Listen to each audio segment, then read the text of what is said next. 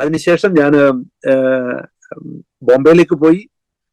എനിക്ക് ബോംബെയോട് വലിയ സ്നേഹമാണ്. നിങ്ങളൊക്കെ ബോംബെയിൽ ജീവിക്കുന്നവരാണ്. അന്ന് ഞാൻ ബോംബെ VT ചർച്ചിലാണ് പാസ്റ്റർ PS ഫിലിപ്പോസ് ആയിരുന്നു അന്നത്തെ പാസ്റ്റർ. ഞങ്ങൾ കാഞ്ചൂർ മാർഗ് ബാണ്ടു പേരിയല്ല താമസിച്ചുകൊണ്ടിരുന്നത്. അവിടെ നിന്ന് എല്ലാ ഞായറാഴ്ചയും ട്രെയിൻ കയറി VT ചർച്ചിൽ ചെന്ന് ആരാധിച്ചു വരുന്നത് ഒരു വലിയ ഉത്സവത്തിന്റെ പ്രതീതിയായിരുന്നു. അത് ഞങ്ങളുടെ ജീവിതത്തിൽ വലിയ സന്തോഷമായിരുന്നു. 1 വർഷം കഴിഞ്ഞപ്പോൾ എന്റെ മാതാവും പിതാവും എനിക്ക് വേണ്ടി ഒരു വിവാഹം ആലോചിച്ചു. വീട്ടിൽ വിളിച്ചു. വീട്ടിൽ വന്നു. 70-കളല്ലേ അച്ഛാ? 76, 75, 76, 77 ഓഗസ്റ്റ് മാസത്തിലാണ് 25-ാം തീയതിയാണ് എന്റെ വിവാഹം നടക്കുന്നത്. മോളിയായിട്ടുള്ള വിവാഹം നടന്നു. അതിനുശേഷം മോളിക്ക് ജബൽപൂര് MP-യില് B.Ed അഡ്മിഷൻ കിട്ടി. വെള്ളിയാഴ്ച കല്യാണം കഴിഞ്ഞു. ശനിയാഴ്ച രാവിലെ ഞങ്ങൾ രണ്ടുപേരും ജബൽപൂരിന് പോയി. എന്നാൽ അവിടെ മോളിയെ കൊണ്ടാക്കുവാൻ വേണ്ടി പോയി. അവിടെ ഒരു സംഭവം ഉണ്ടായി. അത് ഒരുപക്ഷെങ്കിൽ പറയുന്നത് എന്നെ കേൾക്കുന്ന പ്രിയപ്പെട്ടവർക്ക് അനുഗ്രഹത്തിന് കാരണമായി തീരുമെന്ന് ഞാൻ വിശ്വസിക്കുകയാണ്. ഞങ്ങൾ അവിടെ ചെന്നു. ഞങ്ങളുടെ ഹണിമൂണൊക്കെ ട്രെയിനിലായിരുന്നു. അവിടെ ചെന്ന് എല്ലാം ഒരു റൂം എടുത്ത് താമസിച്ചു. അവിടെ താമസിക്കുമ്പോൾ പെട്ടെന്ന് മോളിക്ക് സീഷർ ഉണ്ടായി. ഒന്ന് ആലോചിച്ച് നോക്കണം. ജസ്റ്റ് കല്യാണം കഴിഞ്ഞു, സീഷർ ഉണ്ടായി. അത് കണ്ടു നിൽക്കാൻ പ്രയാസം. എന്നാൽ മോളിക്ക് ചെറുപ്പത്തിലെ റുമാറ്റിക് ഫീവർ വന്നതിന് ശേഷം ഇങ്ങനെ ഒരു വിഷയമുണ്ട്. അത് നമുക്കാർക്കും അറിയത്തില്ല. സാധാരണ ഇതൊക്കെ പറഞ്ഞാൽ പിന്നെ വിവാഹം നടക്കത്തില്ല, അല്ലെങ്കിൽ അതുപോലുള്ള വിഷയങ്ങളുണ്ടല്ലോ. പക്ഷെങ്കിൽ അന്ന് രാത്രിയിൽ ദൈവം തന്റെ പരിശുദ്ധാത്മാവിൽ എന്നെ നിറച്ചത് മാത്രമല്ല, എന്നിലേക്ക് വലിയൊരു ശക്തി പകർന്നു തന്നു. ആ വിഷയത്തിന്മേൽ പൂർണ്ണ വിജയം പ്രാപിപ്പാൻ കർത്താവ് കൃപ തന്നു.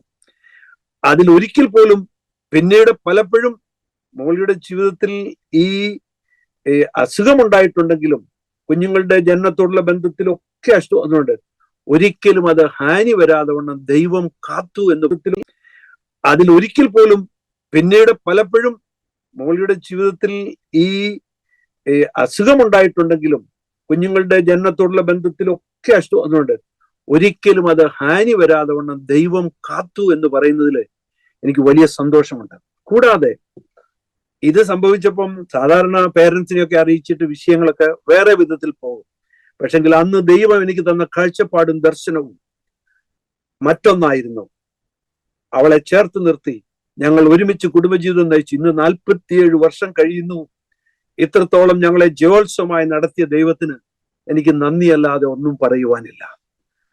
മോളി അധികം സംസാരിക്കത്തില്ല, അല്ലെങ്കിൽ പക്ഷെങ്കിൽ she stood behind me for every steps. എൻ്റെ ജീവിതത്തിലെ എല്ലാ സ്റ്റെപ്സിലും എന്നോട് കൂടെ നിന്ന് ചേർന്ന് നിന്ന് പ്രവർത്തിച്ച ഒരു സ്ത്രീരത്നമാണ് എൻ്റെ വൈഫ് മോളി. ഞാൻ അവളെ ഓർത്ത് സ്തോത്രം ചെയ്യുന്നു. ആദ്യമേ കർത്താവദാസൻ ഓർപ്പിച്ചതുപോലെ കഴിഞ്ഞ വർഷം 2023 ഓഗസ്റ്റ് മാസത്തിൽ പെട്ടെന്ന് അസുഖം ബാധിച്ചു. അതിനുശേഷം പേസ് മേക്കർ ഇട്ടു. അതിനുശേഷം ബ്രെയിൻ ഡാമേജ് ഉണ്ടായി. 7 ദിവസം ഇത് വെന്റിലേറ്ററിലായിരുന്നു. മരിച്ചുപോയി എന്ന് 3 പ്രാവശ്യം മരിച്ചു എന്ന് വിധി എഴുതിയ സ്ഥാനത്ത് ദൈവം വിടുവിച്ചു. ആയിരങ്ങൾ പ്രാർത്ഥിച്ചു, ഇന്നും പ്രാർത്ഥിച്ചുകൊണ്ടിരിക്കുന്നു. അവൾക്ക് 24 hours ഓക്സിജൻ വേണമായിരുന്നു. ഇന്ന് ഓക്സിജന്റെ ആവശ്യമില്ല. Praise the Lord.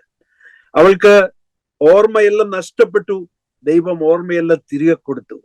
Praise the Lord. നടക്കാൻ ഒരു കാല് വെക്കുവാൻ ഒക്കത്തില്ലായിരുന്നു.